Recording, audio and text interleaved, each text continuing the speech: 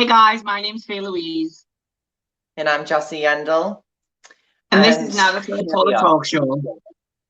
Here we are, still isolated. It's really scary and it's really annoying, but it's what we've got to do, guys. So remember, unless it's necessary, you keep that butt on that chair, bed, floor, stool, or bath.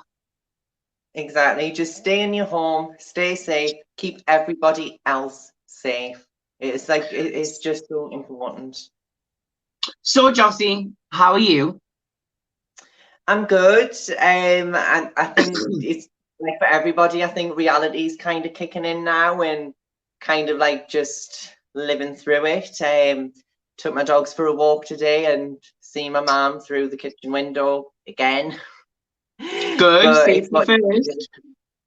Yeah, but it's just what you got to do, and it's finding ways around it, and it's maybe finding ways to cope and also to live in it, because like this is the thing, we all have to live in it. We're all living in it. So yeah, but how are you anyway? I'm okay.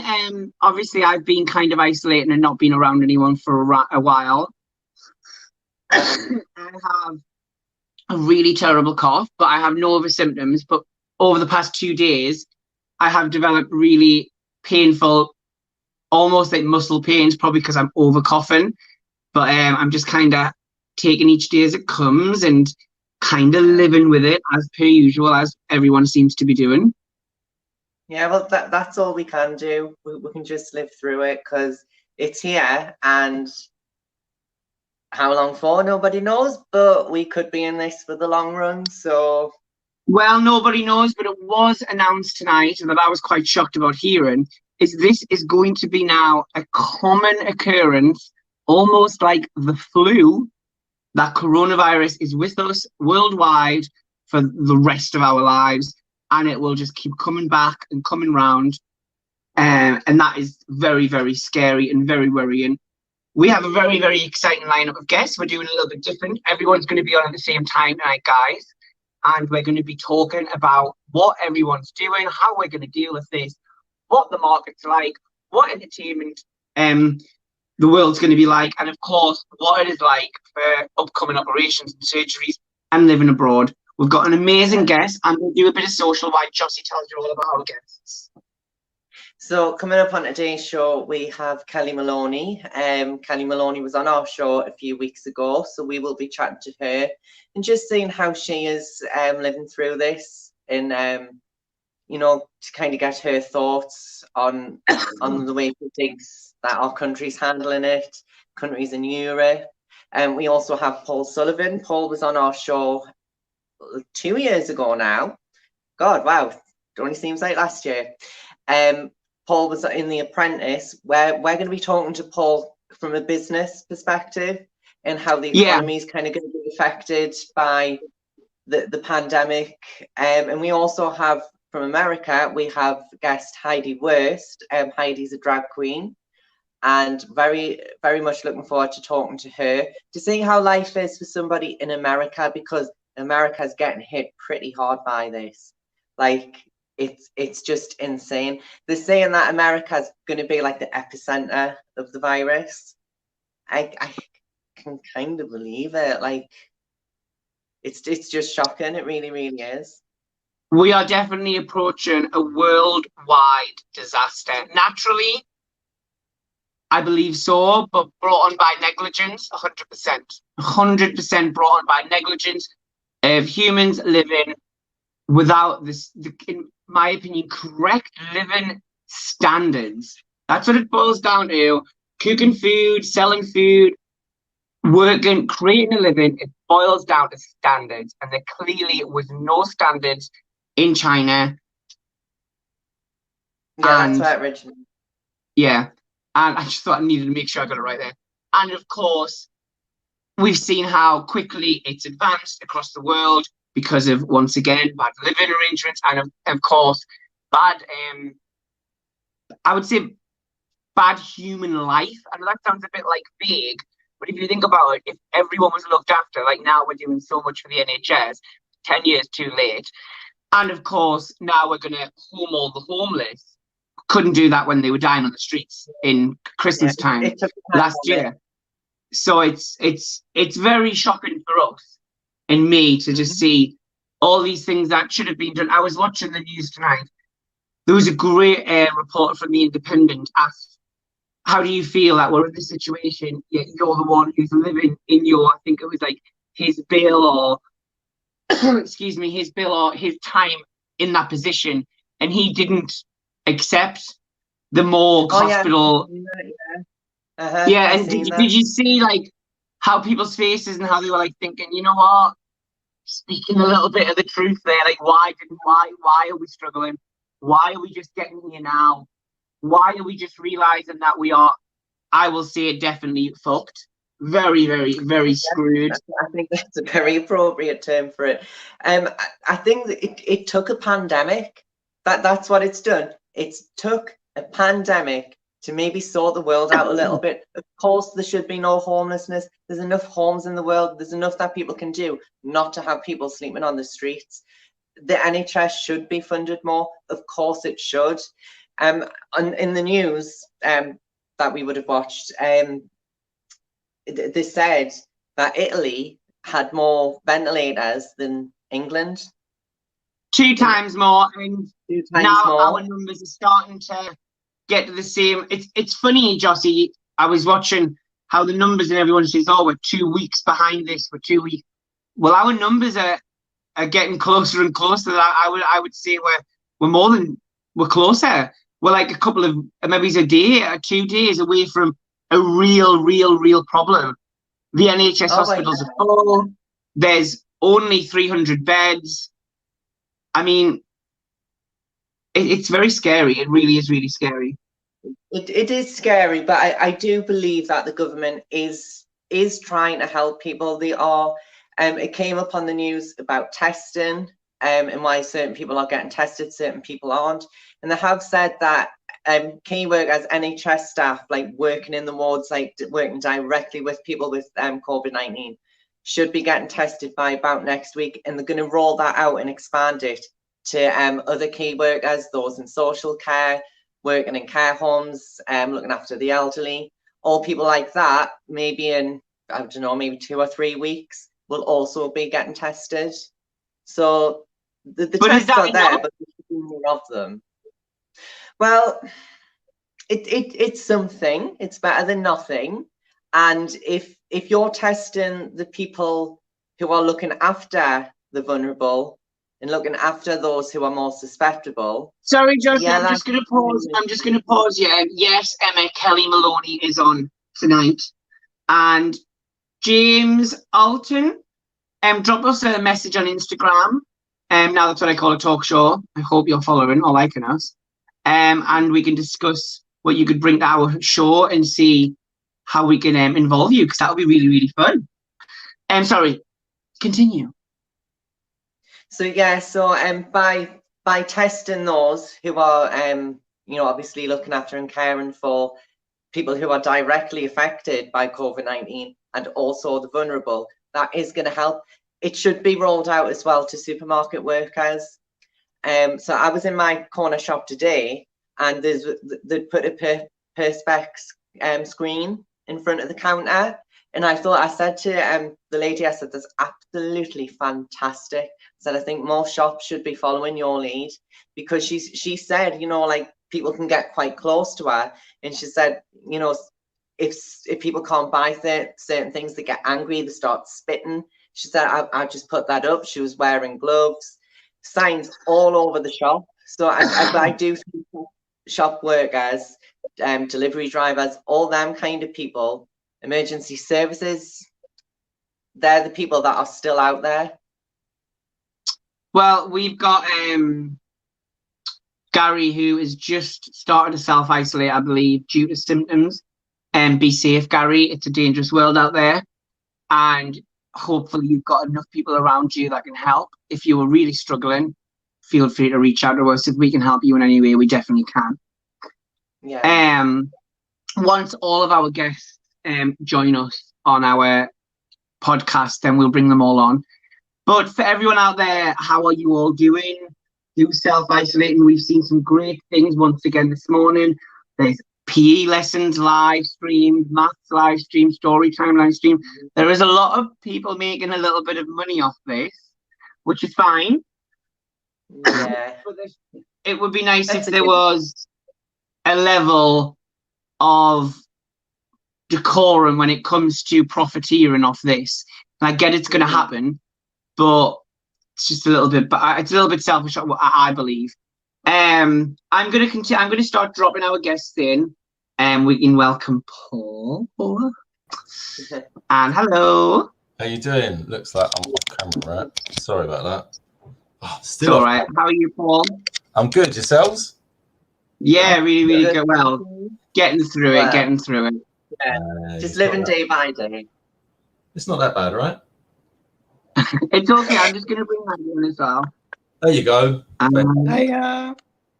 Hello. Heidi, Paul, Heidi. Everyone say hello. Heidi. Hello. So, guys, obviously, as you can see, we are in a world crisis, and everyone is affected differently in different ways. But we wanted some outside opinions from you guys. Kellie's going to be joining us soon as well. Just kind of how you guys have affected, especially from your point of view, Paul. Business, how's that going to be affected? Where are we going to be able to go with all this? And then Heidi, of course, we are struggling as the entertainment industry, especially drag artists and performers online, and we are flocking to the online platform to just get something going, or at least try and, make some money so we can survive. Okay. So I think that sort of before I talk about what's going on successfully, I want to kind of address the people that are struggling. I've got friends that are actors, and that comes back to what you guys were talking about, or, self-employed. Some of my clients have most certainly just fully retracted, and credit to one of my small clients, the Lub Dub store, the three guys that own that business, they're all working really, really hard. They're all medical professionals, and the website is geared up to sell things that you can gift to other medical sort of workers around the world. And I just think they just run off their feet. They've literally just said, look, we're going to close this indefinitely, and whilst we're dealing with the COVID virus. And I think that for those of us that maybe know someone that this is affecting business wise, I think a lot of people actually don't know people that are infected, or they know someone that might have thought that they had it. And, I'm unfortunate to know people that have passed away from it. And I have friends close to me that have had people pass away. So I just want to say that I'm thinking of everyone, and I want everyone to kind of take some heart that we will get through it. And I think that's how I want to start this. But moving on to what's probably obvious, travel, hospitality industries, retail, high street retail has been smashed to pieces. All of the smaller stores, I think that I've probably seen a side of myself that has challenged me in both ways. I've been really considerate, and yet really probably aggressive is probably the right word to use. I was had to go out. So I've been indoors since last week Saturday, so I've nearly been indoors 2 weeks in full. Moved my office home, so we've got an office in Liverpool Street in London.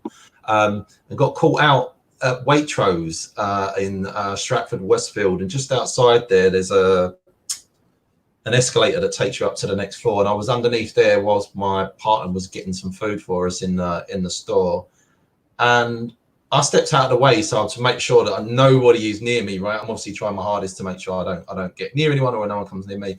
And as I sort of was facing the store, I only probably stepped a metre and a half to my left, and the guy is right next to me, and I just freaked out. And I was like, mate, what are you doing? He's on his phone, head down, not looking where he's going.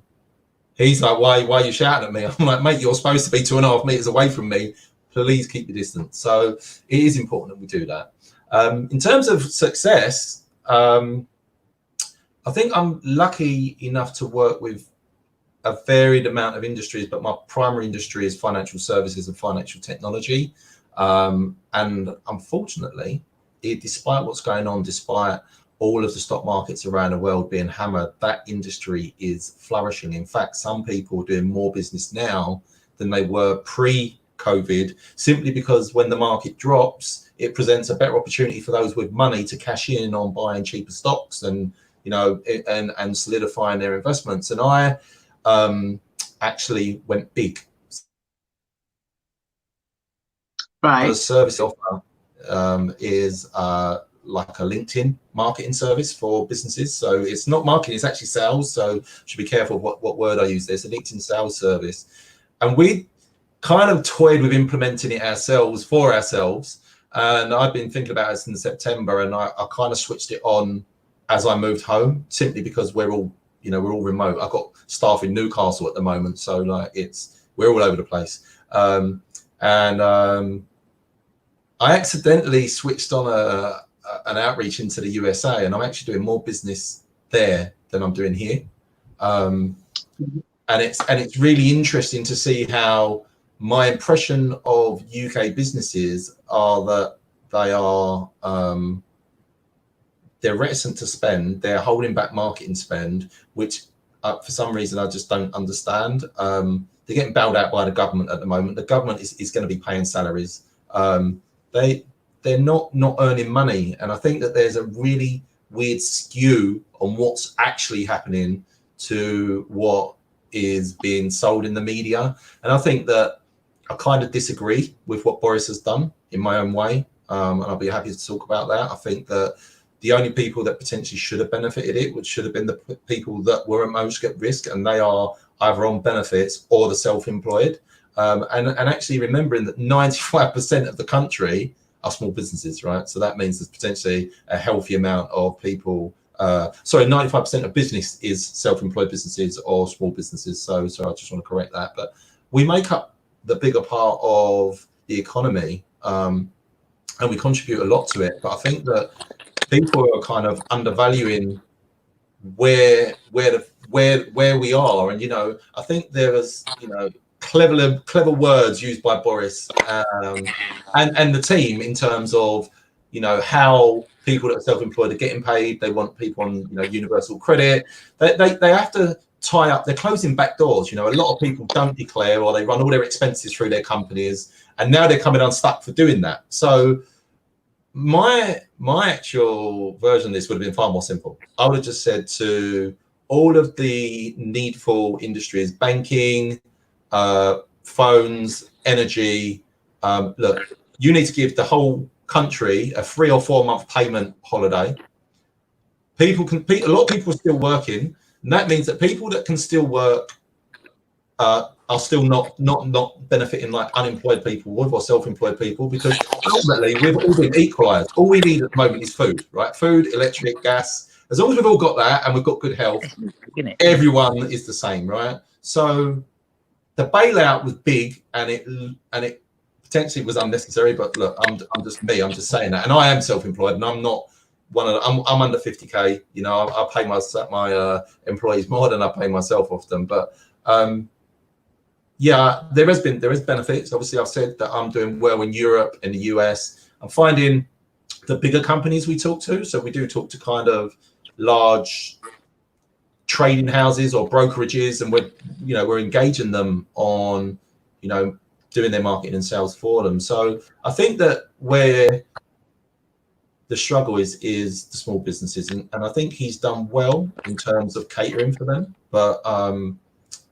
yeah, I think it could have been handled a slightly different way, because I mean, I've had conversations with my actor friends, for example, on this, and I'll just probably lead into the next conversation, is that they were like, well, all you do with a payment holiday is kick the tin down the road. And I was like, but you know, this is a virus. This isn't like the last time the world collapsed when the bank's done it to us. And so a holiday for 3 or 4 months, because if they're saying that this is what they expect this to be, 3 or 4 months of upheaval, it's not massive. And it's like, you might say, let's say your electric bill is £130 a quarter, you're basically saying, oh, I'm going to put 130 quid up the road. And when you look at it like that, it's not massive numbers, when as long as what you're doing still provides for those most at need or those most at risk. Well, I think everybody is getting so affected especially with you, Heidi, with drag and entertainment, but then also Kellie, hi, we brought you straight on. How is boxing being affected, and all the things you had planned, to the difference of how is drag, and the essence of, obviously you need a stage to perform, but the stage, Heidi, we'll come to Heidi first, Kellie, then we'll come to you. Is the stage is over for a while? That I think we all need to acknowledge that. How long do you think we can survive as stage goers, people who want to be on the stage, entertainers, and especially drag artists? I think that at the moment, people have learned to adapt. I'm particularly seeing now a lot of drag artists bringing the show into their living rooms. You've seen a lot of artists now using their home and broadcasting. I think technology's been amazing. I know the people I'm most worried about personally in the drag aspect are the ones that are relying on that income, who are now self-employed and have been told they've got to wait until June potentially to be getting that money. I'm also thinking about a lot of my trans friends who are doing drag, you know, and also my trans friends that are doing sex work, that these people in the LGBT community, you know, don't have a regular job, are not doing 9 to 5s, and the government doesn't realise that this is an income, and people who are dependent on that money have been forgotten about. They don't have that regular money coming in. I think the drag aspect's very interesting because you all probably know RuPaul's Drag Race. There are drag queens on Drag Race using their platform to get money, but these performers are already, you know, saturated with income. They've been doing gigs and getting paid 2 to 3 grand a night, and it's a shame they're not using those platforms better to filter that money down to the local acts that are not known the way they are to get that money. And I think that's the saddest part about it, is you've seen not just big companies like Wetherspoon, Sports Direct, Virgin, who have been greedy. I feel a lot of the big names in the industry need to be doing more for the people on the lower levels to help get their money and help support those artists, because the local girls who would be getting 100, 150 quid a gig have lost that income. It's not that waiting until June they're going to be relying on that as long as they've done their tax returns. But it's just, it's caught a lot of people out. I mean, I lost 4 gigs on the first date when we got told we were on lockdown and that venues had to close. For me, that was almost 600 quid gone. Wow. I mean, you just touched upon something there, and weirdly, I'd spoke to Jossie about it the other day. Yeah. The sex industry, as much as it's taboo and people do frown upon it, that is a legitimate source of income for some people. Yes. And it's gone. It's completely gone. There'll be none of that. It'll all be online now. Just to add on to that comment, because I was thinking about this when Paul was speaking about people adapting and markets growing. I think it's a double-edged sword. I actually think now that the sex industry has become more acceptable because of things like OnlyFans, but I'm scared that particularly trans people that work in the industry, who obviously have to have that sense of privacy, may not be getting as much work. But on the other hand, people are now talking about sex work in a more casual way because of OnlyFans. People are using the internet, and I am proud to see more young people that are being more open-minded and accepting of people that work in the sex industry. And I think in a weird way, the conversation started happening since COVID, because before it was taboo, it was frowned upon. But I just know from trans friends who do work in the sex industry now, they have been affected by this and they are losing a lot of money, and it's not right. You know, the people shame them and look at it in a taboo manner.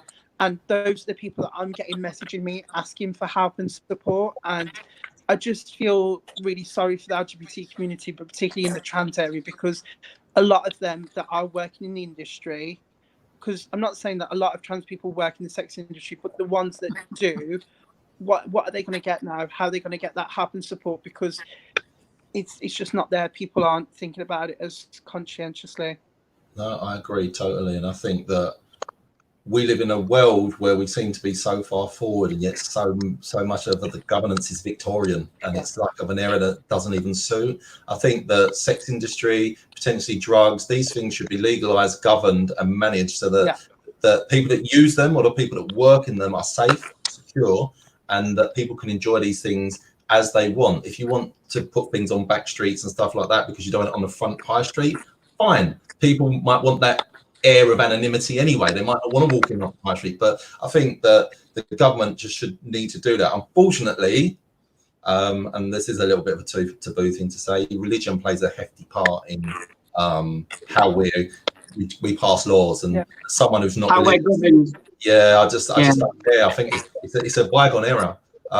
You know, I think that without wanting to change the whole subject, any book that can be interpreted to suit the world as it is, that was written 2,000 years ago, and the fella still ain't turned up 20 years later, year 2000 he was supposed to be here and he's not here yet. So I think that it's all deluding. I think, you know, I've got a lot of gay friends and trans friends, and I think that just talking to them, it has opened doors, but also I think it's also closed them, right? Because where does someone in the sex industry, especially with, be trans or not, where do they go and say, look, this is what I've been doing for a living, and I've got nothing? All right, they're going to say go on universal credit maybe, but is that enough? £94 something a week, is that going to sustain somebody? I don't know. Yeah, but the argument it's really worrying. It's really worrying, and I think obviously I'm trans, Joss is trans, and Kelly is a trans person. Kelly, have you noticed the same? I've had a lot of people reach out to me, and I'm lucky enough to be in an okay position where lending them a little bit of cash isn't like, it's not hard for me, but I'm talking about like little bits so they can get by. But I would love to be able to do so more. Are you seeing the same, Kelly? And bring it back to the boxing industry. That's obviously no boxing matches, nobody's working. How are you interpreting all this, Kelly? Well, I mean, obviously, listening to the other two guests about the sex trade, you know, I am very much in favour of legalising the sex trade. But I think if you've been doing that and you haven't been paying tax, then you're not entitled to go and get universal credit. And that's why if we legalise the sex trade, they will have to put their accounts in, they will have to pay tax, and it will also help the economy. You know, I hate to go, like, you know, in my previous life, people know some of my views. I did run for the Mayor of London in 2004, I think it was. And one of my policies was to legalise prostitution and the sex trade, because it stops two things. It stops the young people trafficking, thank you, the trafficking and things like that. And, you know, if you go to other countries, like you go to Holland, it is legalised. Amsterdam, you know, and it's Las Vegas. All right, it is sort of legalised. It is legalised in a way, but in Britain it's also legalised in a way, as long as there's not more than, is it one person working in the house or two people? I'm not sure the rule. You can't be charged. What is stupid real though? What is stupid real? Like for safety, for safety for me, if I had to go into that industry, I'd want like 3 girls with me. I wouldn't want to be in my own home on my own, sorting out my taxes because I've got to be above the law. I would want to have people around me. It's so silly how they bring in these crazy rules. I personally as well, Kelly, I'm for legalization of prostitution. And I agree with you. If you haven't been paying your taxes, unfortunately, you know, it's a double-ended sword. Yeah, and it is hard. I mean, it's the same with a lot of young boxers. I mean, we read about the Anthony Joshuas, this world, the Nigel Benns, the Lennox Lewis that I worked with, Chris Eubanks. You know, you can go on them. They earn fantastic money, but the majority of boxers are very much like our friend said about the drag acts. There's some boxers, they're just journey fighters. They do it because they haven't got a job, and they're not going to be earning. You know, they earn £1,000 a fight. And that £1,000 they may have to pay. They pay their gym fees, which are closed down. They pay their trainers 10%, and if they've got bad managers, the managers are taking their percentage, and they're not left with hardly anything. And these guys, they live a dream that they will make it to the top. But at this moment, not many boxers have a second job, unfortunately, because they all live this dream that they can actually get to the top. And at this moment, they're not getting employed. And I would bet that half of these boxers have never put in tax returns because they're not advised on financial aspects. You know, whenever I signed a boxer, and now that I've gone back into the trade, when I started talking to boxers, I tell them that, you know, the three most important people in your life is your four most important people: your trainer, your manager, your accountant, and a lawyer. No matter what level, you need all those so that you get everything in place. Because they probably wouldn't, you know, they're all frightened of paying tax, but by the time they take all their expenses out, their taxes would be so small it doesn't matter. And then in a situation like this, Paul, you know, which is a very rare situation, at least they could be able to claim. I mean, I think we're going to see the suicide rate go up because of this situation we're in.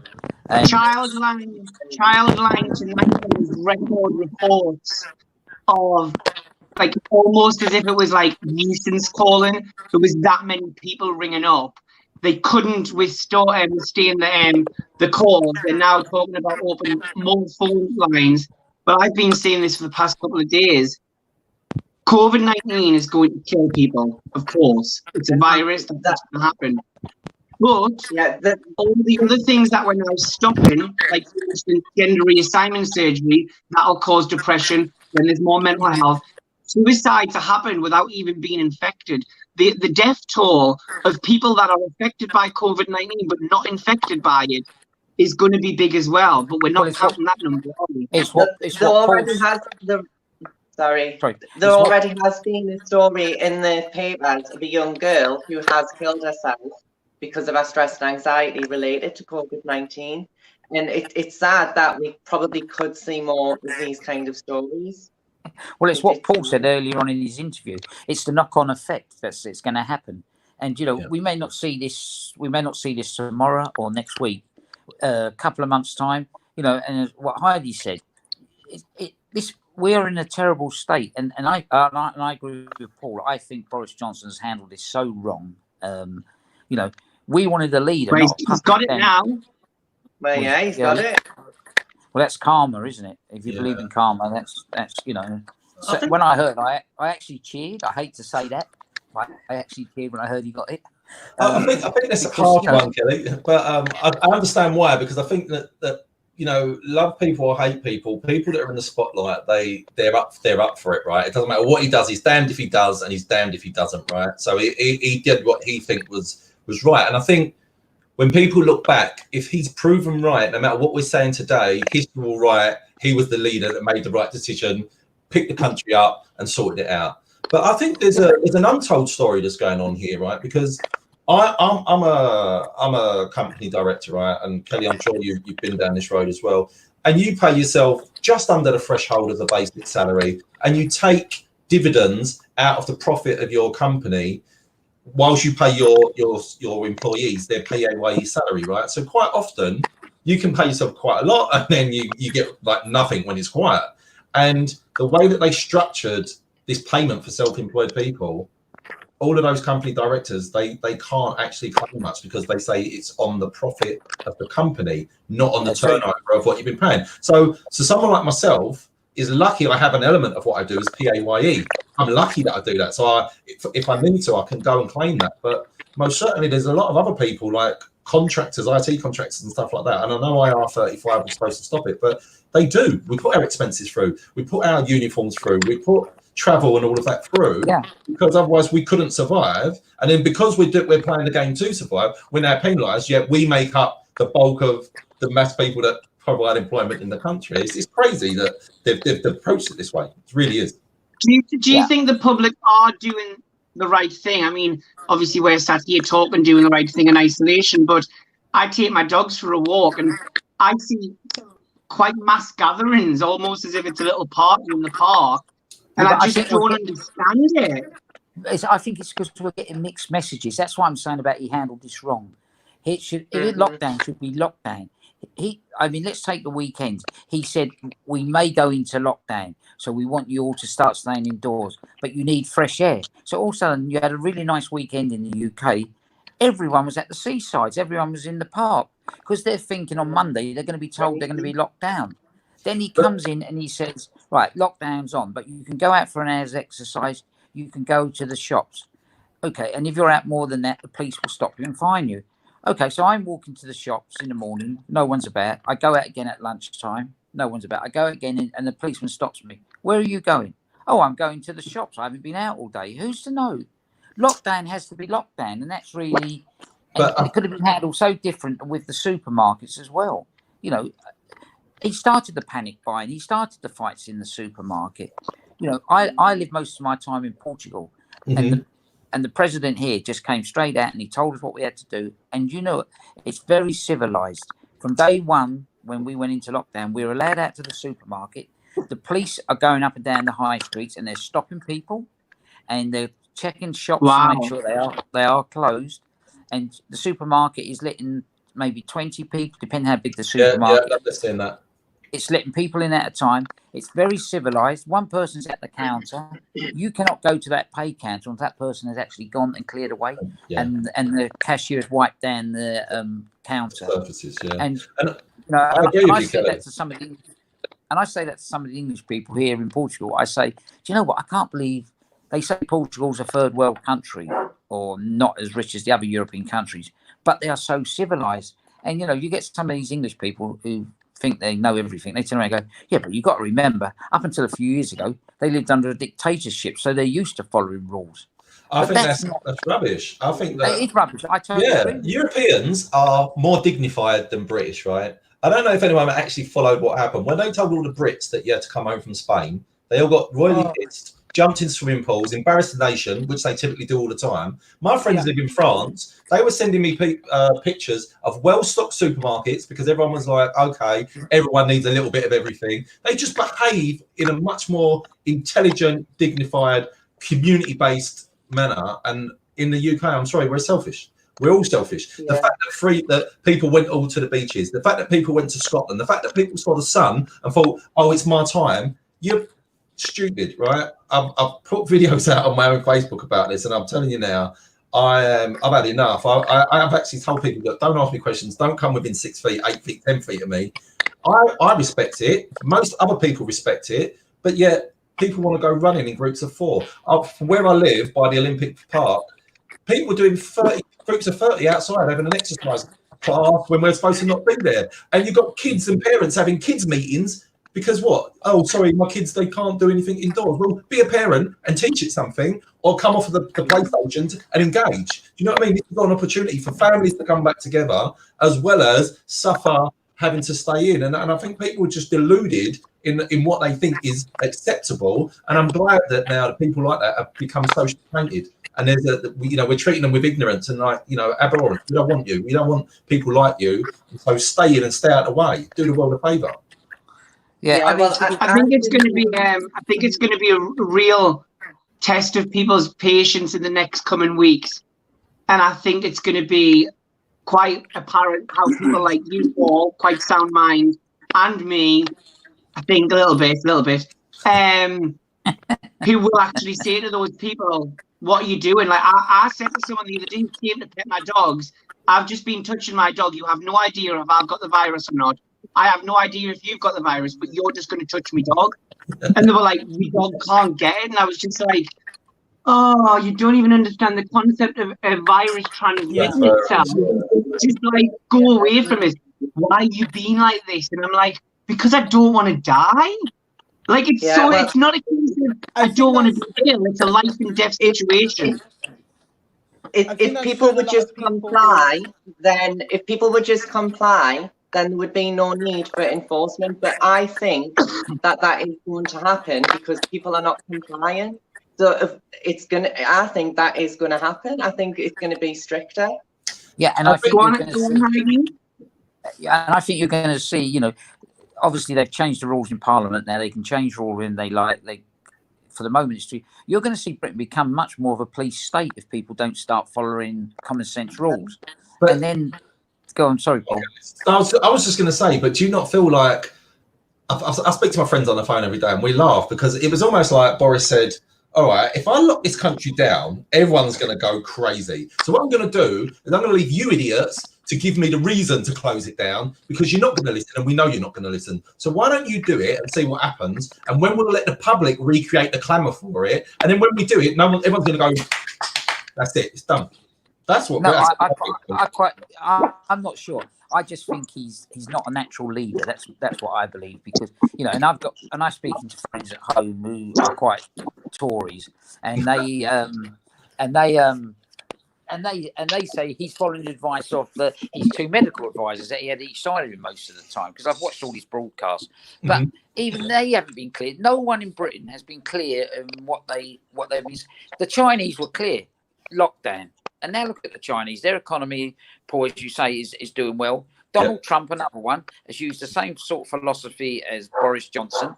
And look at the state of the American economy. I mean, it's, the governor of New York was saying yesterday, New York will be bankrupt very soon if this keeps going. Sorry, I'm moving from room to room so the dogs don't keep barking.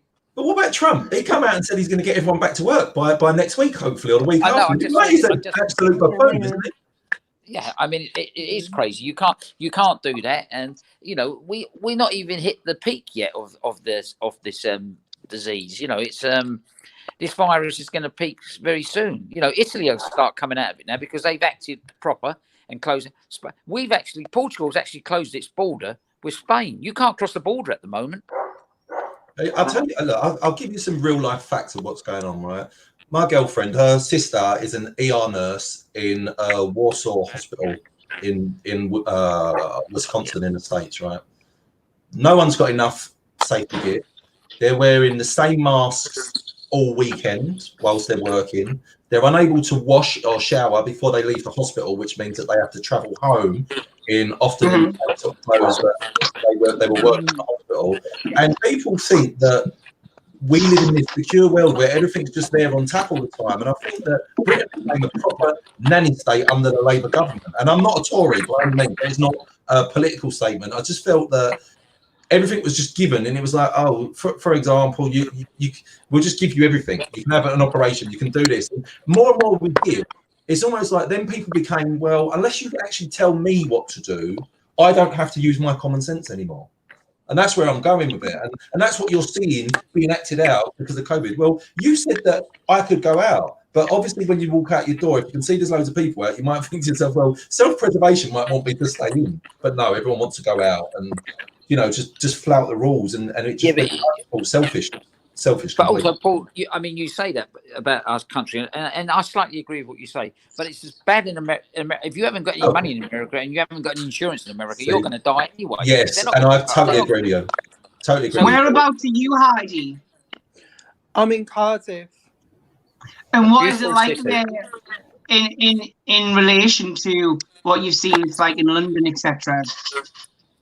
So in Cardiff, it's been like dead. All the shops are shut. The centre's closed.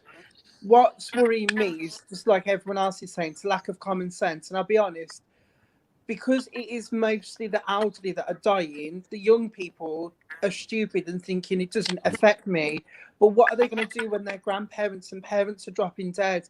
I don't think we've reached the peak of this yet. I think we've acted late. I think what we're going to see is that this isn't lockdown now. This is preparing. And it's just going to get worse and worse. And I think people are just taking it for granted. I think we've all agreed that Boris Johnson has not been firm enough. We should have been in lockdown much sooner. I'm thinking 10 years ago when swine flu came out. And I also blame the media because at the time, the media sensationalised swine flu. They said, we're all going to die from it. They said, end of days. And it came as quick as it went. That's why with COVID, people brushed it off. I'll admit, I didn't think it was going to be that bad. I thought we'll be over it in 2 weeks. It'll be something else. But looking at it now, I've actually been off because drag's my second job. I work in insurance. I was so grateful for my company. Anyone that was at risk, diabetes, asthma, over 60, you were able to leave well before we got put on the lockdown. So I've been at home for 2 weeks now in isolation because I've got asthma. And in Cardiff, I went food shopping. I've been twice now. and just seeing people stupidly standing right behind you with the till, and I had to shout at people and tell them, standing closer is not going to get you served faster. You're going to just catch an illness, you're going to pass it on, just back up, show some common sense, be respectful. But no, people are just selfish. Until more young people die from it, like, people don't care. They're just so selfish because they don't realise that they're going to pass it on to other people. It's really strange too. Go ahead. No, go ahead, Josie. Okay, and I just think that the shop should have allocated times. Yes, they do for the vulnerable, but I think they also should for NHS staff, as well as those working in social care, those also working in supermarkets, drivers, all of those people who are kind of key workers on the front line. I think the supermarkets would be better managed, because I work in social care, and the other day I finished work. I'd done a sleepover, so I hadn't been home, for about 24 hours. So I was like, oh, I'm going to go to Morrison's, might do a little bit of shopping. And the queue was just ridiculous. And because I don't work for the NHS, I wasn't allowed to, jump the queue or anything. So I thought, well, I'm just going to have to go to the corner shop. I can't do a shop now. And I do think it's crazy. Like, I just think people aren't acting in a way that I thought they would have acted. Like, I thought we've done the panic buying now. We've seen that was kind of wrong. So why is it still kind of like this? I just don't get it. I think it's also, Josie and everyone, this 2 meter rule really does work in the sense of people standing apart, not walking next to each other. But the thing that I noticed today, and I had to leave the shop, as soon as I went to pay, I was nearly touching the person. And that, for me, I just kind of thought, well, it worked until that point. And I don't know if you did notice the same, but, what's to say the shopkeeper doesn't have it? What's to say? And I don't know that shopkeepers personally, they might have no money and they have to keep open because they've got to keep paying rent and stuff. So they're almost forced to stay. I get that. It's a human mentality. But I was very close to the shopkeeper. He was coughing, and it was almost like he didn't have to went to a different shop. You should have a screen. And I don't understand the British mentality of what is an essential shop. You still got news agents opened. Our newspaper's essential at the moment when we can get things online. We read most stuff online anyway. Do we need journalists out and photographers out covering stories and taking pictures? Because they will take a risk to get a good story for their paper. Here in Portugal, all the paper shops are closed. The only shops open in Portugal are supermarkets, nothing, and chemists. They're the only. Even the vets are closed here. So, what do you think, Paul? Should we be closing more? Sorry. What do you think, Paul? Should we be closing more? Should we be really focusing on just supermarkets being open, and the rest of the society will have to wait like everyone else?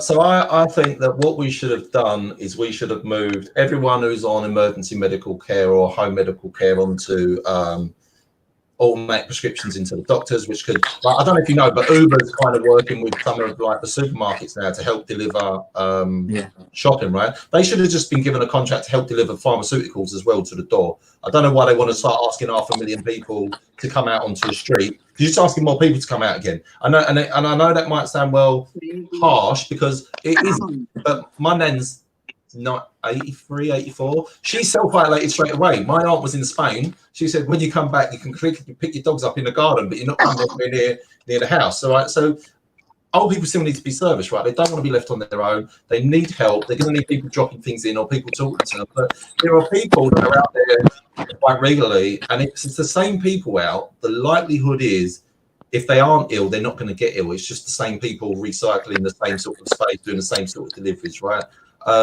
But the moment you put another 500,000 people out on the street, I think you're just asking for it. I think it's nice. They've said this is going to come back, Paul. They've said this is going to become a seasonal illness that affects us every year. Yeah, but our immune system will grow to it, and there will be a virus found very shortly. I'm great at. I love conspiracy theories. I think someone put this out there. I think one of the pharmaceutical companies put this out so they could invent an antidote because, at the moment, the pharmaceutical companies are not making any money because no one's been ill for a long time. And everything has got an antidote to it. This is the only one that hasn't, and I thought it was an age assassination. I did. I thought we were trying to get a generation assassination. I was thinking they're going to get rid of all the old people, so then we don't have to give the pensions to them. So then there was so many conspiracies that went through my head. But I think actually heard that one. But what I came down to is, once again, in the world we live in, I don't even know how, we are, as we've seen in China, we are still living like that, where rats and pigs and dogs are being cut up next to each other, and a disease is grown or happened or mutated.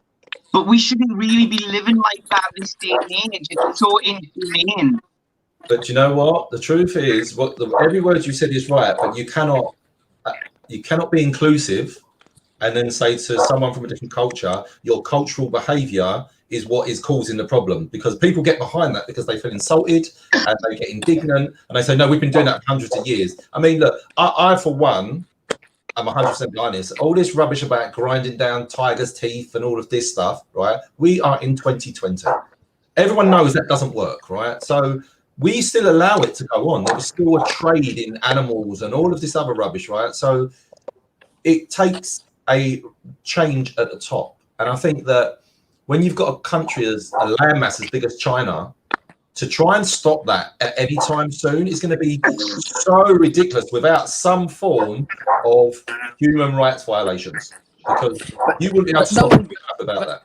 But no one's going to go up against China. If you look, I was not long ago, I was in Jamaica on holiday, and the Jamaican government have done a 30-year deal with the Chinese to have roads built, and you see they have all these Chinese shops that sell everything. Here in Portugal, in Spain, the governments there have done deals with China to let them in their country. And again, here, there's like a lot of the local Portuguese shops are closing down because there's these multi-story Chinese shops that sell everything in there.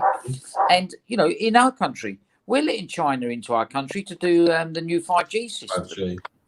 So you can't, China are slowly conquering the world, and unless people haven't we had reports that 5G is damaging to certain aspects of the human life? I mean, there was 4,000 birds randomly dropped from the sky the other day. That was reported by the Independent online, and it comes after a weekend of 5G testing. Yeah, but is that true? Is that true? Is that technically true, or is that again another conspiracy theory? I think it's probably another conspiracy. Give it 2 weeks, there'll be a cure that's made by cannabis. That's how it'll end up going in the end. It'll legalize drugs and prostitution. Well, I sort of follow everything as much as I can, very much like all of you. And I came across a person called Dr. Vernon Coleman, and he actually talks about killing off the old people and the 70s coming down, and someone put and I sent it to a friend of mine, and they put it up on Facebook, and guess what? Facebook took it down. But and I've still got it, and also Bill Gates forecast this 5 years ago. If you see the interview on YouTube by Bill Gates, he actually forecast something like this would happen. But I think so everyone wants to talk conspiracy theories. My opinion is this is something it's nature fighting back, because we just destroyed our environment. You want to start encroaching further and further. The Brazilian rainforest was on fire 365 days last year, which just means you're encroaching further and further and further into places man hasn't been going for years. Like, you can't maintain the damage we're doing and have people like Trump and all that say, and Bonacera in Brazil saying, oh no, this is just normal. This is just no global warming, and they're just talking an absolute bull. They're just trying to give themselves reason to carry on creating external wealth that goes on and on and on. And who gives a shit about that if society isn't being looked after? Yeah, I mean, I've heard that this is Mother Nature fighting back. If you now look at this, how clear is the sky at the moment? How lovely is the air at the moment? And there might be no planes in the sky, but how many birds are we hearing singing there? I actually think it is very nice. But no cars on the road. No cars. Yeah. I mean, the whole air is clearing. I mean, I've never seen the sky so blue. And even in China, Mother Nature is definitely trying to retake the earth, I believe, because There was some images I saw of different lakes and parts of different cities in there, like lakes and stuff, that the water was clearer. The animals were coming where they hadn't came before. You could hear birds in India.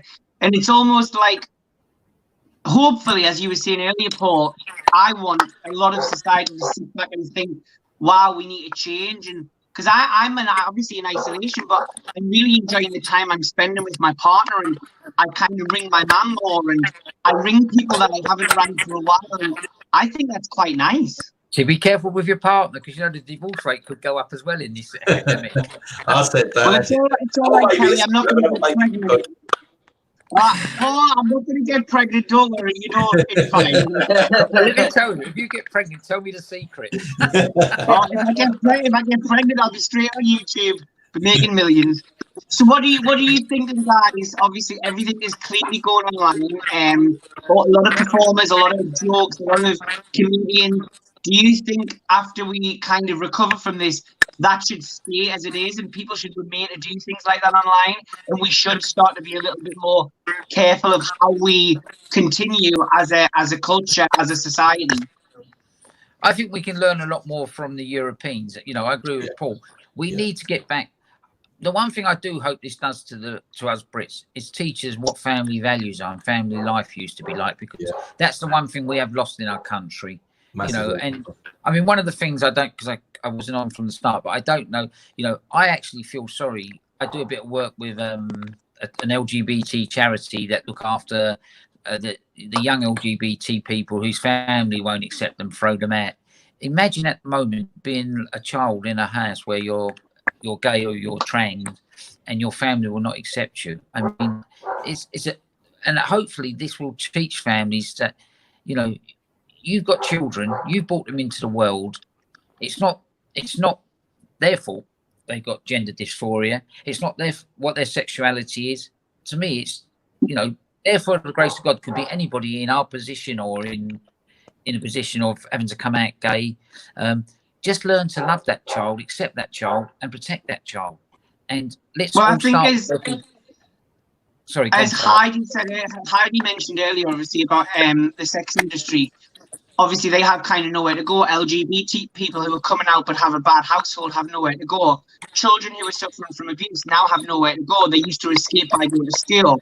Women who are in abusive relationships, men who are in abusive relationships, people who used to go outside to escape their actual personal situation, they don't have that anymore. And I'm worried for those people as well, but there seems to be no mention of them anywhere online from the government.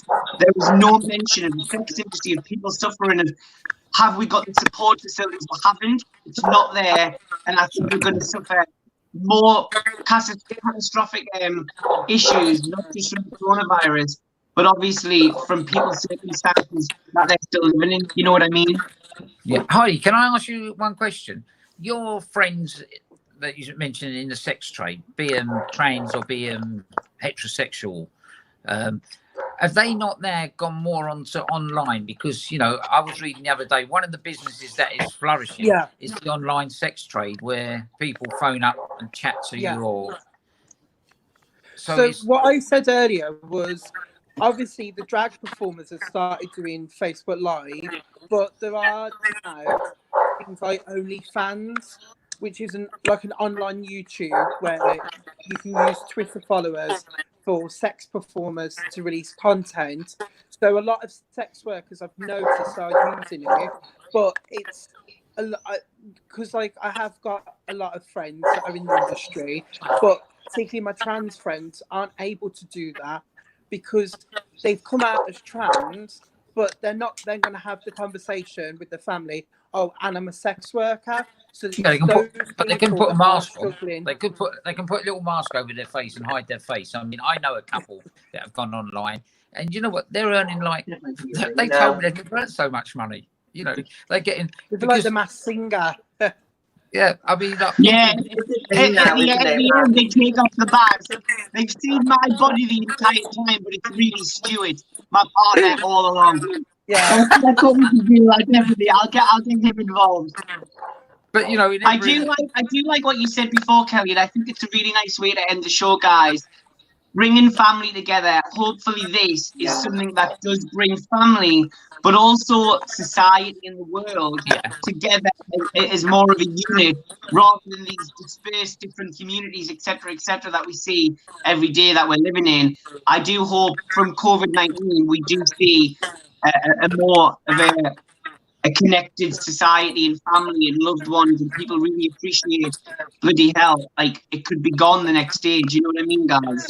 Well, Faye, what you're saying is actually true, because you know when I do my diversity talks, and I'm not one for labels, as you know from your previous show. I see myself as a member of the human race, a human being. So what this shows is this COVID-19, and as our friend, our great leader, was Boris Johnson has said, this shows that this virus does not pick or choose anyone. It doesn't matter what your sexuality is, what your gender is, what your class is, what your religion is, or what your nationality is.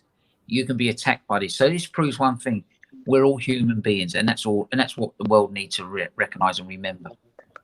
Absolutely. Yeah, we're all experiencing it together. That's the thing. I think this is like the first time in history that I can think of that the whole world is actually experiencing exactly the same thing.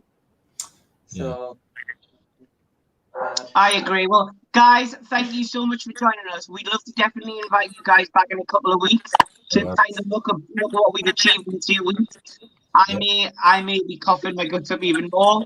I'm sure we'll probably have more disasters. But for me and Jossie, we'd just like to thank you guys for joining us tonight.